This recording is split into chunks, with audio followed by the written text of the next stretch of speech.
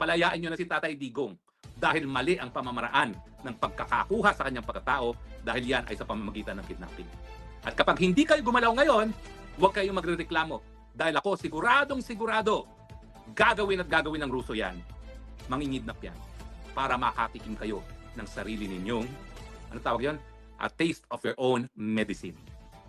Matikman nyo rin kung ganong kapait yung ginawa nyo kay Tatay Digong na nagpupursige kayo ng jurisdiction maski iligal ang pamamaraan ng pagkuha ng kanyang pagkatao.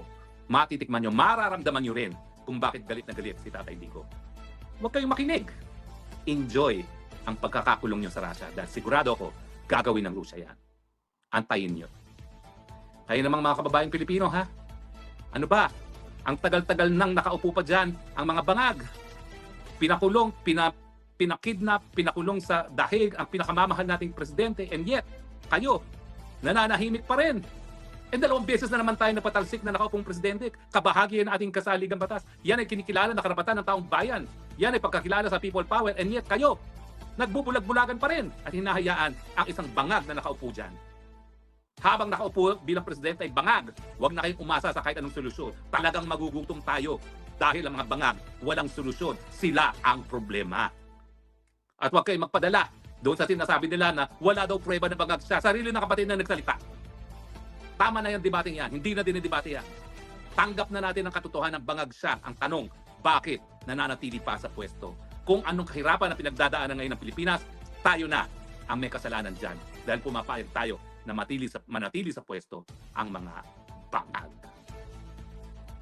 So akin, ang aking panghuling salita, yun nga po, the golden rule. ICC, kung ayaw nyo kayo makidnap para mapatawan ng parusa ng Rusya, well, wag kayong papayag na yung mga taong nakakulong ngayon sa dahig kasama na si Tatay Digong na kinidnap ng mga bangag at dinala sa Hague ay manatili sa kulungan. Dahil nga po, ang kidnapping ay mali at ang kahit sinong hukuman na nakakuha ng jurisdiksyon sa pagkatao ng isang partido sa pamamagitan ng kidnapping ay hindi dapat magpatuloy ng kanyang jurisdiksyon. Kaya naman, ay kung talagang gusto ng mga ICC judges at ng prosecutor na suportahan ng buong mundo kapag sila ay kinidnap ng Russia. Ito ang naging reaksyon ni former NTF-ELCAC spokesperson Doc Lorraine Badoy kasunod ng naging mga pahayag ni ICC Judge Luz del Carmen Ibanez singil sa epekto ng US sanctions laban sa kanila sa International Criminal Court o ICC. Sa kaniyang reaksyon, iginit ni Doc Lorraine na hindi na siya nagulat sa sinapit ng ilang ICC officials at inugnay ito sa umani mga puwersang mas makapangyarihan na gumaganti para kay dating Pangulong Rodrigo Duterte. Ipinahayag din ito ang kaniyang pag-asa at pananabik na makita ang umano'y kabayaran ng mga taong ayon sa kaniya ay gumawa ng mali laban kay PRRD. Samantala, sa iba pang balita, pwedeng gawin ng Russia sa ICC ang ginawa kay PRRD. Iginit ni dating presidential spokesperson Attorney Harry Roque na may legal at historical na batayan umano kung bakit maaaring gawin ng Russia sa mga ICC judge at prosecutors ang ginawa ng International Criminal Court kay dating Pangulong Rodrigo Duterte na sapilitan umanong kinuha upang litisin kahit wala sa teritoryo ng hukuman. Ayon kay Roque, malinaw na hindi kailanman naging miyembro ng ICC ang Russia kaya questionable umano ang paglalabas ng arrest warrant laban kay President Vladimir Putin. Ipinaliwanag pa ni Roque na dahil sa pag-issue ng warrant laban kay Putin ay itinuturing ito ng Russia bilang banta sa kalayaan ng isang pangulo na wala umanong legal na jurisdiksyon ang ICC. Iniuugnay ni Roque ang usapin sa sinapit umano ni dating Pangulong Duterte na ayon sa kaniya ay kinuha at dinala sa dahig nang hindi dumaan sa lokal na hukuman. Dagdag pa niya, binaliwala mismo ng ICC ang issue ng paraan ng pagkuha at ipinagpatuloy ang paglilitis. Dahil dito, sinabi ni Roque na hindi lang ang Estados Unidos, Israel o ang ICC ang may kakayahang gumawa ng ganitong hakbang dahil maaari rin itong gawin ng Russia laban sa mga opisyales ng ICC.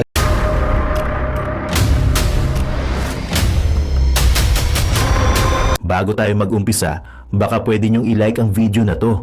Malaking bagay ang like sa aming mga content creators. Maraming salamat po.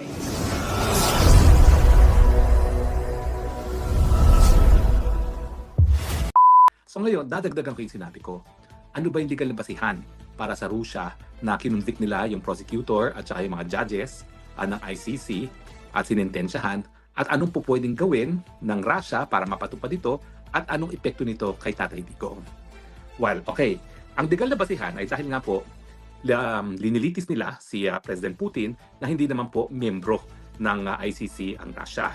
Hindi po gaya ng Pilipinas na naging membro ang Pilipinas at bumitiw. Ang Russia po sa mulat-mula, gaya ng Amerika at gaya ng China, hindi po sila sumapi ever sa ICC. Ngayon, kaya nga po nakapagtataka kasi ang jurisdiction naman ng hukuman ay sakop lamang yung mga bansa na miyembro ng ICC at nakapagtataka kung ano naging legal na basihan ng Russia. No? Well, ang sinasabi po nila, siguro ito yung mga bagay-bagay na nangyari sa Ukraine at kailan lang po naman sumapi ang Ukraine sa ICC. Pero siyempre po, ang sinasabi ng Russia ay hanggang hindi kami pumapayag ng maging kasapi ng ICC, hindi mo kami po pwedeng paghimasukan. So ang legal na basihan ay kasi nga pinatawan ng warrant of arrest ang President Putin na wala namang legal na basihan.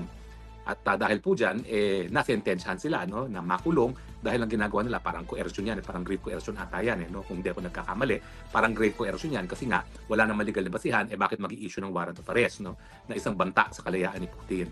At alam niyo po, siniseryoso naman ng Putin yan dahil yung mga pagmi-meeting ng BRICS, yung Brazil, Russia, India, China at South Korea na isang bagong samahan ng mga dati mahihirap na bansa, ngayon mauunlad na bansa na at nagiging kumbaga it's a force to reckon with pagdating sa Amerika, yung BRICS. May mga pagkakataon na hindi na dumadalo na pagmi-meeting si President Putin at kung hindi ako nagkakamali, isa dun sa meeting na hindi niya pinuntahan ay meeting sa South Africa kasi nga for fear na baka siya ay madampot ng ICC.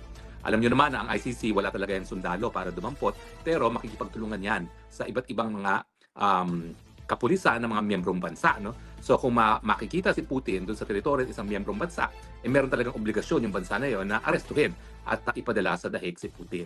So kumbaga, yung nakonvict ang mga judges at mga prosecutor, parang grave coercion po yan. Coercion kasi nga, binabantaan ng kalayaan ni Putin dahil nag-issue ng warrant of arrest na wala namang legal na basihan kasi hindi nga sila miyembro ng ICC.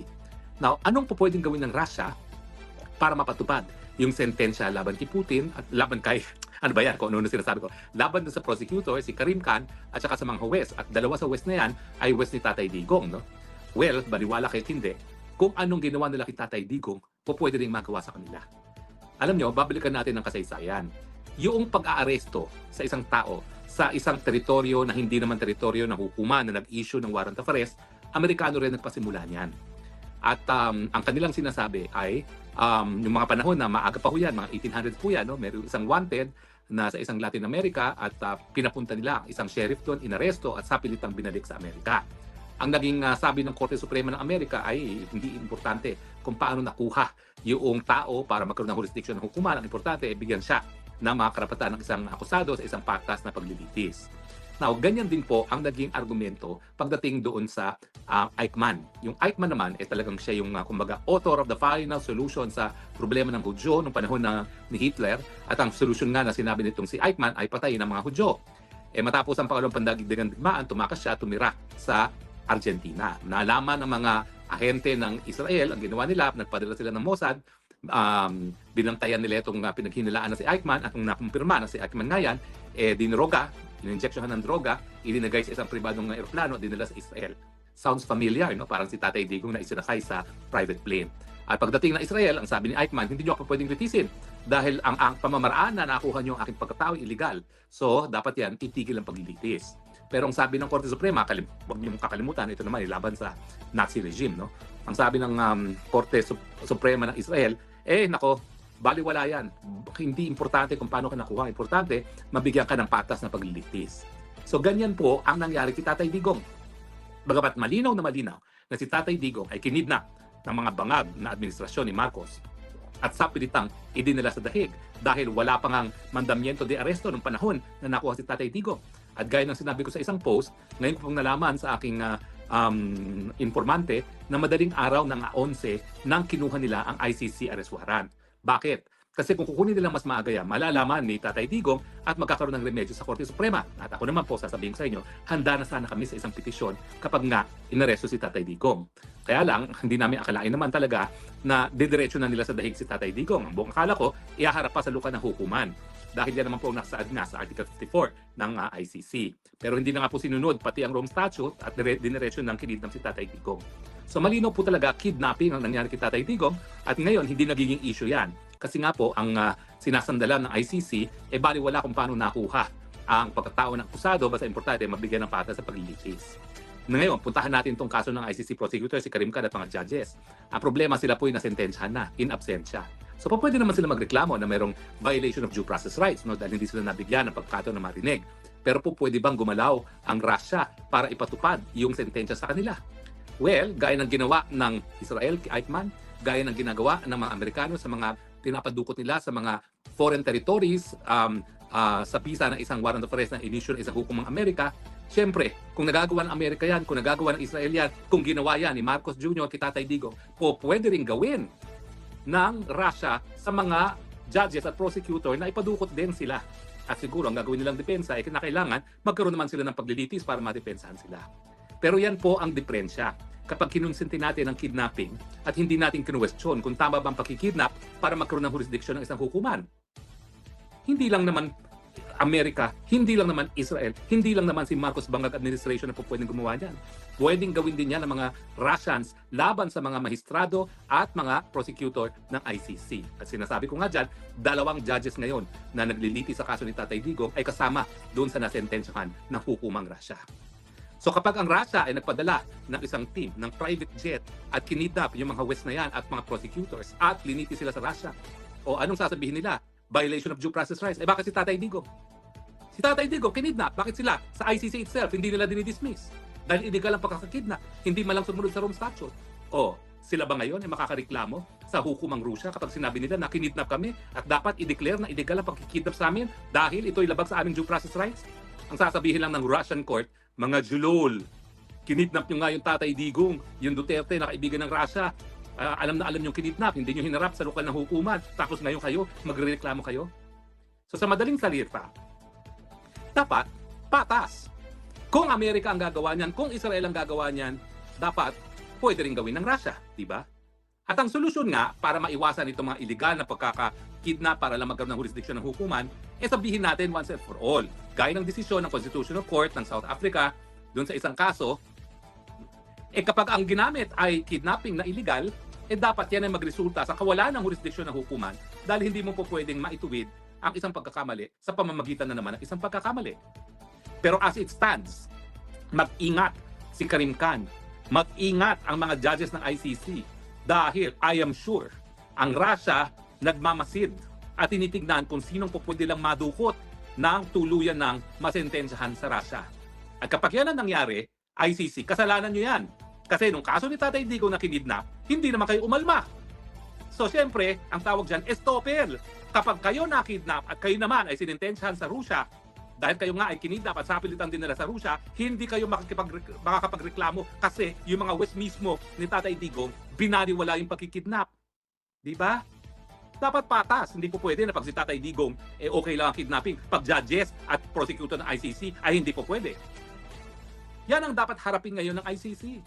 Kaya nga ako, kung may mga judges na nakikinig, para kayo magkaroon ng moral standing na questionin ng Russia pag kayo kinidnap para ipatupad ang inyong sentensya, i-absulto nyo na si Tatay Digong. Meron pa kayong pagkakataon doon sa issue ng lack of jurisdiction. Alam mo, ang Russia galit na galit kasi wala namang jurisdiction talaga ICC dahil ni minsan hindi sila naging miyembro ng ICC. Ang Pilipinas, dapat nagagalit tayo at dapat hindi nga kinidnap ng mga bangag si Tatay Digong sa dahig kasi bagamat tayo ay naging miyembro ng ICC, tayo ay bumitiw na. At malinaw na malinaw sa ICC na pagbitiw, meron lang obligasyon na makipag-cooperate kapag nagsimula ang eksersisyo ng jurisdiction ng hukuman sa loob ng taon, isang taon matapos mag-deposit ng instrument of withdrawal. Yung instrument of withdrawal sa pangalawang taon na nga. Kaya sinasabi natin na hindi na po pwede na magsimula ng preliminary investigation sa panahon na hindi na miyembro ng Pilipinas ang ICC. So yung galit natin na mga tumututol sa jurisdiction ng ICC dahil wala na talaga, dahil bumitiw na nga tayo, ay kaparehong galit ng mga Ruso. Dahil yung galit nila, ni minsan naman, hindi nga sila naging miyembro ng ICC, bakit aarestuhin ang kanilang presidente? sino yung prosecutor at sino yung mga huwes na yan para magpa-aresto. At itaga nyo yan sa bato. Darating at darating ang araw, kikidnapin ng Russia yung prosecutor at mga judges na yan. Ang sasabihin nila, o ano ngayon, aangal kayo, si Digong Duterte nung kinidnap, nagbulag-bulagan naman kayo sa pagkikidnap. O paano kayo ngayon madidinig ng hukuman ng Russia na mali ang pagkikidnap sa inyo? Pero meron pa hong panahon at meron pang pagkakataon para sa mga West na magkaroon at least ng moral standing na questioning ng Russia kung sila'y dudukutin. Yan ay palayain si Tatay Digong dahil mali nga ang kidnapping. At dahil mali ang kidnapping, hindi na dapat magpatuloy ang paglilitis sa kanya dahil yung pangingidnap ay dahilan na nawalan ng jurisdiction ang ICC. Di ba? Kung tayo naniniwala sa rule of law, kinakailangan kung ang kidnapping ay illegal at ang pagiging illegal ng kidnapping ay dahilan para mawalan ng kidnapping, dapat yung prinsipyo na yan ina-apply sa lahat. Hindi lamang kay Tatay Digong dahil gustong ikulong ng mga bangag si Tatay Digong sa dahig, kung hindi kasama na rin sa mga prosecutor at west ng ICC dito sa kaso kung saan sila ay nasentensyahan na ng hukuman ng Russia. Ayan naman ay kung sila ay makikinig. Bakit? Akala ba nila hindi magagawa ng Russia ang pangingidnap sa kanila? Kung ang bangag nga nakakidnap ng isang pinakamamahal na presidente sa Pilipinas, yan pa kayang mga west at mga prosecutor na wala namang pakialam ang taong bayan ng daigdig? Di ba? O ayun, mukha na nga kawawa yung mga judges, hindi na nga makapag-deposit, wala na silang internet banking, wala na silang magawa. Makikidnap pa. Paano naman tayo magsisentimento? Paano naman natin sila susuportahan kung sila ay makidnap? Alam na alam natin si Tatay Digong kinidnap at nagbulag-bulagan din sila. Di ba? Ano sabi sa Biblia? Do unto others what you want others to do unto you. Dahil kayo nagbulag-bulagan kay Tatay Digong nang siya'y kinidnap, pag kayo kinidnap ng Russia, huwag kayong magreklamo na illegal ang kidnapping. Dahil kayo, nagpatuloy kayo ng jurisdiction, alam niyong mali ang pamamaraan para makuha ang pagkatao ni Tatay Digong. Malinaw po yan. At talaga naman, dapat manginig ang mga judges at ang ICC prosecutor dahil hindi po yan tatantanan ng mga Ruso. Lalong-lalo na nagkakaisa ang Russia at ang Estados Unidos at ang China na walang kwentang hukuman itong ICC. At ang patunay dyan ay hindi nga sila ever naging miyembro ng ICC. Ako po, inaamin ko po, isa ako doon sa talagang aktibo na humikayat, hindi lang sa Pilipinas, kundi iba't iba pang bansa sa buong daigdig na sumapi sa ICC. Kasi nga po, pag nagkaroon ng pagkakataon na mangyari o maulit muli yung genocide ng World War II na milyon-milyon ang pinatay ng Adolf Hitler, kinakailangan naman merong mapuntang hukuman ang mga biktima. Kaya nga po, meron tayong tinatawag na complementarity principle na kapag gumagana ang lokal ng mga hukuman, hindi dapat makialam maghimasok ang ICC. Pero alam naman natin na sa Pilipinas, gumagana ang mga hukuman. Isa tayo sa pinaka-advance, isa tayo sa talagang kilalang jurisdiksyon na nangangalaga sa karapatang pantao. Meron tayong writ of amparo, meron tayong writ of habeas data, meron tayong writ of habeas corpus. And yet, kita nyo ginawa ng ICC para bagang walang kakayahan ang regional trial court natin na litisi si Tatay Digong. At yan lang naman ang sinasabi ni Tatay Digong. Kung kayo ay gusto magreklamo sa akin, sa aking mga nagawa, wala na akong immunity, isampan nyo ang kaso pero isampan nyo sa bansang Pilipinas. Dahil kabahagi ng soberenya ang kapanggiran ng isang estado na litisin ang lahat ng krimen na di umano'y nangyari sa kanyang teritoryo. Kaya nga sana naintindihan nyo na kung bakit tinatawag natin International Colonial Court yung ICC na yan. Kasi nagpupumilit na magkaroon ng jurisdiksyon bagamat hindi na tayo miyembro at bagamat ang lokal na mga hukuman, ako po'y palaki ng isang West. Kaya huwag nyo sabihin hindi gumagana ang sistema ng katarungan. Ako po unang-unang tututol dyan dahil ako pinalaki ako ng West at alam ko po naging patas yung aking matandang dalagang tiya na nagpadaki sa akin sa pagbibigay ng katarungan sa mga biktima ng karahasan. So ang mensahe, ICC, may pag-asa pa kayo. Bago kayo makidnap para mapatupad ang sentensya sa inyo na pinataw na isang hukuman sa ng Ruso, palayain nyo na si Tatay Digong dahil mali ang pamamaraan ng pagkakakuha sa kanyang pagkatao dahil yan ay sa pamamagitan ng kidnapping. At kapag hindi kayo gumalaw ngayon, huwag kayong magrereklamo dahil ako sigurado gagawin ng Ruso yan. Mangingidnap yan para makatikim kayo ng sarili ninyong, ano tawag yan? A taste of your own medicine. Matikman nyo rin kung ganong kapait yung ginawa nyo kay Tatay Digong na nagpupursige kayo ng jurisdiction maski illegal ang pamamaraan ng pagkuha ng kanyang pagkatao. Matitikman nyo, mararamdaman nyo rin kung bakit galit na galit si Tatay Digong. Huwag kayong makinig. Enjoy ang pagkakakulong nyo sa Russia dahil sigurado ako gagawin ng Russia yan. Antayin nyo. Kayo namang mga kababayang Pilipino, ha? Ano ba? Ang tagal-tagal nang nakaupo pa dyan ang mga bangag. Pinakulong, pinakidnap, pinakulong sa dahig ang pinakamamahal nating presidente, and yet, kayo, nananahimik pa rin. And 2 beses na naman tayo napatalsik na nakaupong presidente. Kabahagi ng ating kasaligang batas. Yan ay kinikilala na karapatan ng taong bayan. Yan ay pagkakilala sa people power, and yet kayo, nagbubulag-bulagan pa rin at hinahayaan ang isang bangag na nakaupo dyan. Habang nakaupo bilang presidente ay bangag, huwag na kayong umasa sa kahit anong solusyon. Talagang magugutom tayo dahil ang mga bangag walang solusyon. Sila ang problema. At huwag kayong magpadala doon sa sinasabi nila na wala daw prueba na bangag siya. Sarili ng kapatid na nagsalita. Tama na yung debating yan. Hindi na dinidebate yan. Tanggap na natin ang katotohanan ng bangag siya. Ang tanong, bakit nananatili pa sa pwesto? Kung anong kahirapan na pinagdadaanan ngayon ng Pilipinas, tayo na ang may kasalanan dyan. Dahil pumapayag tayo na manatili sa pwesto ang mga bangag.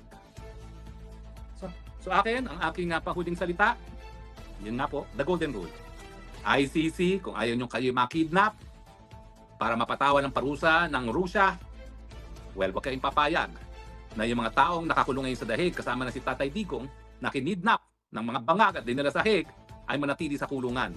Dahil nga po, ang kidnapping ay mali at ang kahit sinong hukuman na nakakuha ng jurisdiksyon sa pagkatao ng isang partido sa pamamagitan ng kidnapping ay hindi dapat magpatuloy ng kanyang jurisdiksyon. Kaya naman, ay kung talagang gusto ng mga ICC judges at ng prosecutor na suportahan ng buong mundo kapag sila ay kinidnap ng Russia. Suggestion ko lang naman sa inyo yan. Nasa sa inyo yan. Pag-usapan po natin, napakita sa Facebook kanina yung judge na nagbasa ng husga ng appeal chambers na binabasura ang interim release ni Tatay Digo na nagrereklamo kung anong epekto ng freeze ng Amerika sa lahat ng mga assets ng ICC, kasama na sa mga assets ng mga judges at prosecutor ng ICC. Abay, masalimuot pa lang nangyari sa kanila.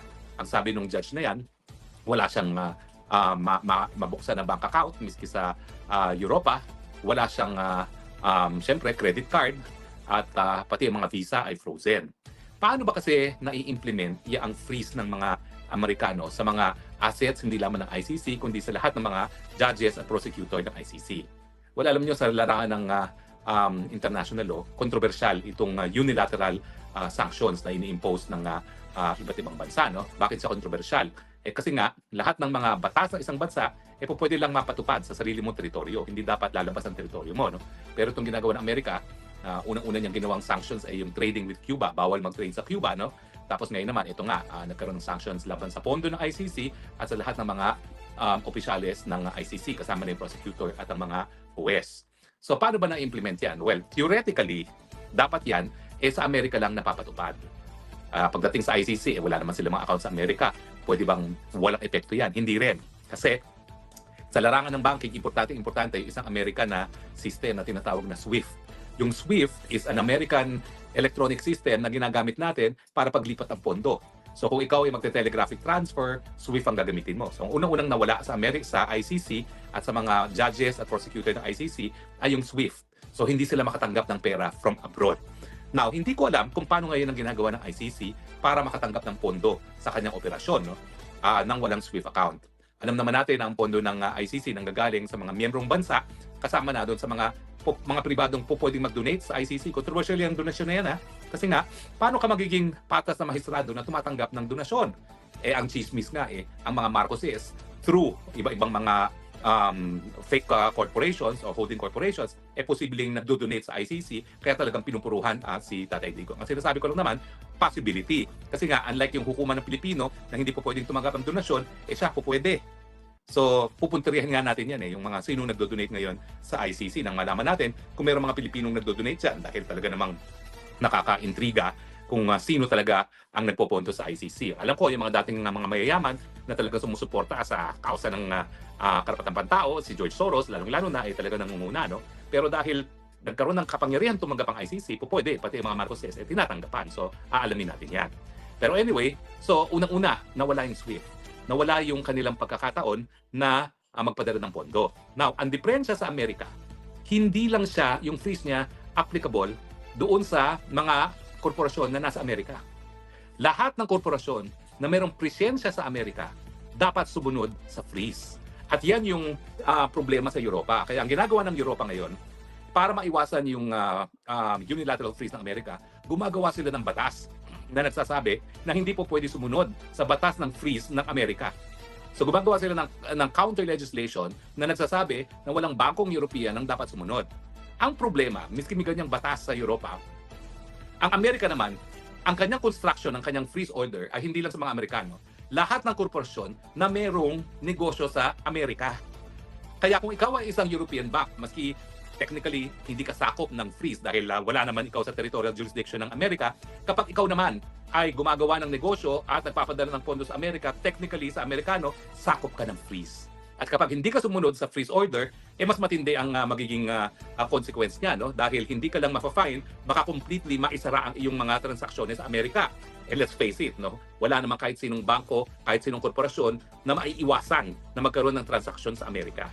Yan ang dahilan kung bakit maski yung mga bank accounts ng mga empleyado ng ICC, gaya ng mga judges at ng prosecutor, ay nasa Dutch Bank.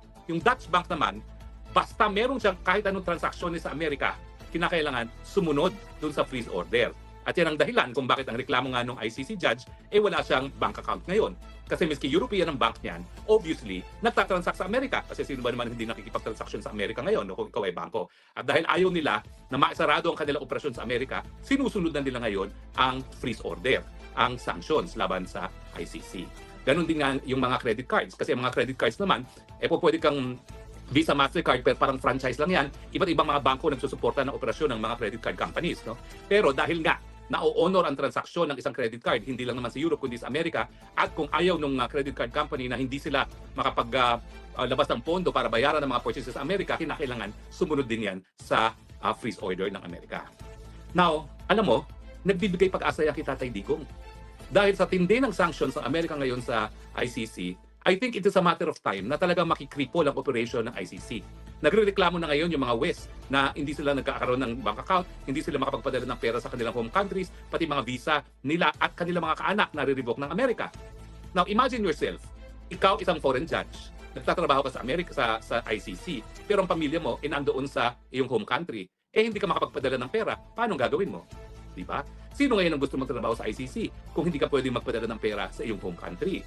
At saka, ang nakakatawa dyan, maski sa Netherlands, may mga card companies naman na hindi naman naka-domicile sa Amerika, hindi ka rin bibigyan ng card company dahil natatakot sila dahil ikaw ay specified sa sanctions ng Amerika. Pag binigyan kanila ng credit card, baka matigil ang operasyon nila sa Amerika. So ano ngayon ang buhay ng mga judges at prosecutors sa ICC? It's a cash society. So nakakatawa talaga yan kasi tumira ako dun sa, dito sa Europa, no? Paano ka magbabayad ng upa mo? Lahat yan ay electronic na, no?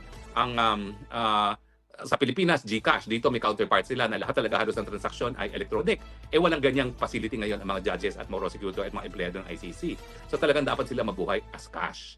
Pero ang pinaka-nakakaintriga nga is, paano pinapasok ng Japan as the biggest donor country sa ICC, yung contribution niya sa ICC na hindi gumagana yung SWIFT. Ewan ko, siguro ginagawa nila cash. Siguro through the Embassy of Japan, pinapadala na cash at pinapapasok dito sa bank account sa Netherlands. Pero I think it's a matter of time na pati yung bangko ng ICC sa Netherlands titigil na service ng ICC kasi nga natatakot sila na kapag meron silang commercial transactions sa Amerika, pati yun pwedeng madali ng mga Amerikano sa freeze order. So, sa suma total, huwag tayong mawalan pag-asa. Alam ko na basura na with finality yung ating hiling na magkaroon ng interim release si Tatay Digong. Nabasura na ng trial chamber yung ating question sa jurisdiction ng hukuman, didesisyonan pa yan ng appeals chamber. At ang sabi ko nga sa inyo, minsan didiscuss ko yan dahil maganda naman yung sinumite ng kung sino man ang nagsulat nung appeals ni Tatay pagdating sa jurisdiction. At pangatlo, meron pa yung issue kung kaya ba niya humarap sa isang paglilitis na didesisyonan pa lang ng pre-trial chamber at meron pang appeal yan. So meron pa tayong at least 2 pagkakataon para mapalaya si Tatay Digong. Yun nga yung sa appeal sa jurisdiction na kapag tayo ay nanaig dyan, ay uwi ng Pilipinas si Tatay Digong. At saka yung unfit to stand trial na may possibility na mapalaya at mapauwi rin sa Pilipinas si Tatay Digong. Pero ang pangatlo pa is kapag tuluyang na-paralyze ng operation ng ICC. At sa tingin ko, doon sa kinuwento ng appeals chamber judge ng ICC na napakahirap ng buhay nila, na ang ICC ay frozen ang kanilang finances, binibilang na lang natin ang araw bago sumuko ang ICC at sabihin hindi na namin kaya. Dahil importante talaga ang banking system, no? Now, sa totoo lang, hindi ko talaga alam kung paano nabubuhay yung mga maestrado ngayon at mga prosecutors.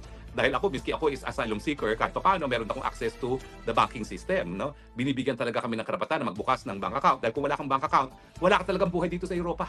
They are moving towards a cashless society na pati sa bus, hindi ka talaga makakasakay na kahit anong bus, kahit anong sinong tren, kung wala kang credit card na itatap. No? Everything is electronic.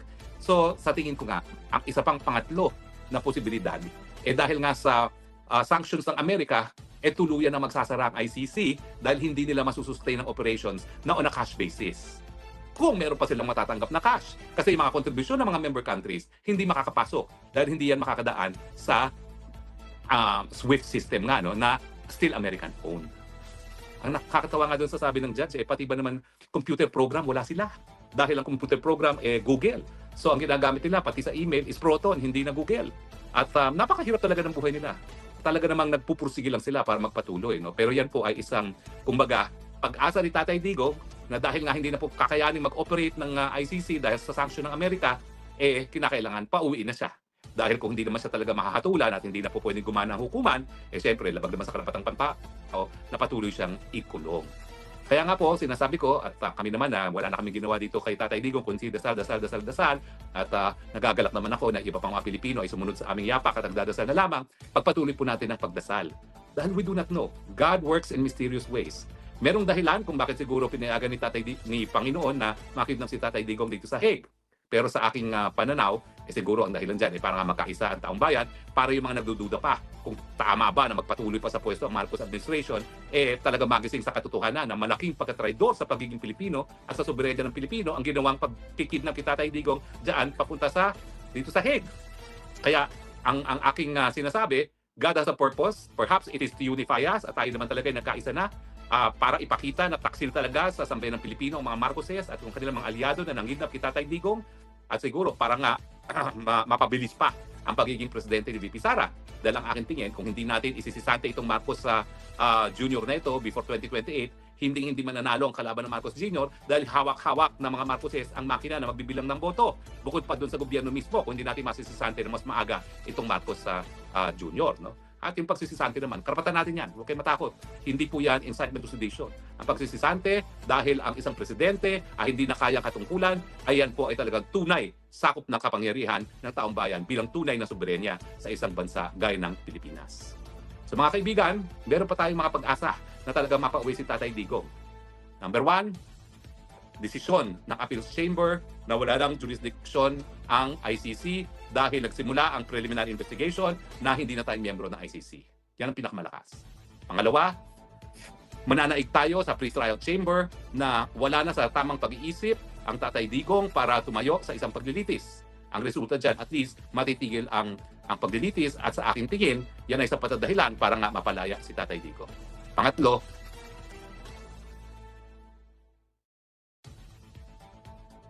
hindi na nila kaya mag-operate dahil ang kanilang mga finances ay frozen na dahil sa freeze ng Amerika. Ama naming Diyos na makapangyarihan sa lahat, salamat po sa iyong pagmamahal na hindi nagmamaliw. Sa gitna ng kaguluhan sa aming bansa, turuan niyo po kaming magtiwala sa iyong hustisya at hindi sa hustisya ng tao. Linisin niyo po ang aming mga puso at ituro niyo po ang tamang daan ng katotohanan at pag-ibig.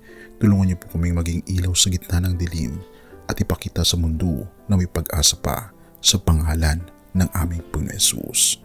Salamat po sa pag-ibig po ninyo at salamat sa pagdinig ng aming mga panalangin at iligtas niyo po kami. Sa pangalawa po niyong pagparito at patawarin po kami sa lahat ng aming mga pagkukulang at pagkakasala sapagkat ito po ang aming samot hiling sa matamis na pangalan ng aming Panginoon Hesus. Amen. Sa lumang silid, mag-isa kang tahimik. Walang kamera, palakpak ay wala na. Ngunit sa bawat pader ng bayang iniwan mo, may pangalan mong di na mabubura.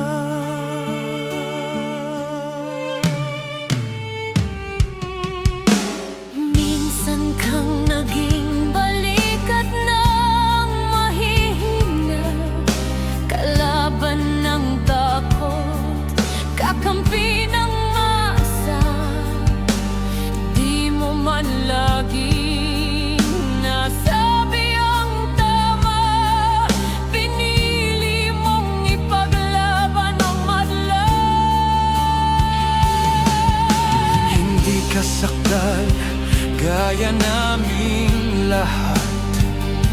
pero tumindi ka nang walang pag-atras. At ngayong pagod ka na, tatay, kami naman ang sasalo ng bawat bigat.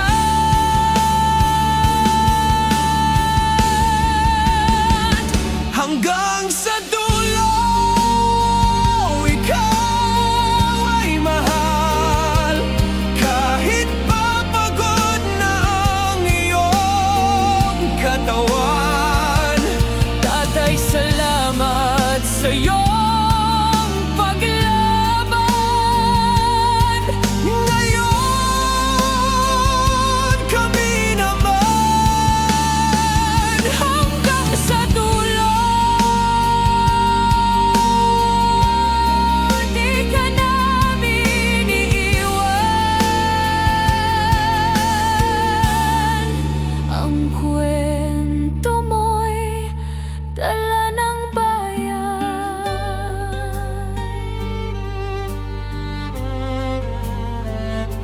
Tahimik ka na sa mga batikos.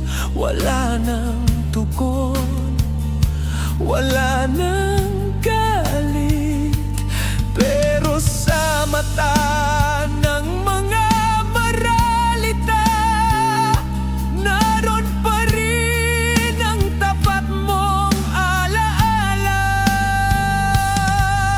Marami mang di nakaintindi, marami pa rin ang di nakakalimot. At ngayong wala ka ng kapangyarihan, tatay, ang magtatanggol sa'yo ay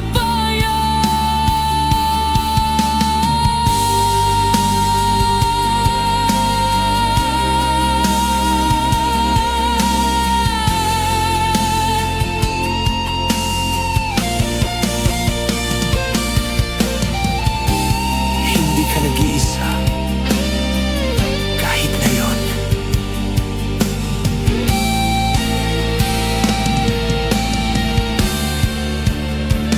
Hanggang sa dulo, tangan ka pa rin sa puso ng batang minsan mong pinakain. Hanggang sa dulo, di ka nag-iisa. Ang dasal ng bayan ay sa'yo pa rin. Katay, kami naman ang lalaban sa ngalan mo, sa alaala mo. Hanggang sa dulo, dalangin ka ng puso ng masa.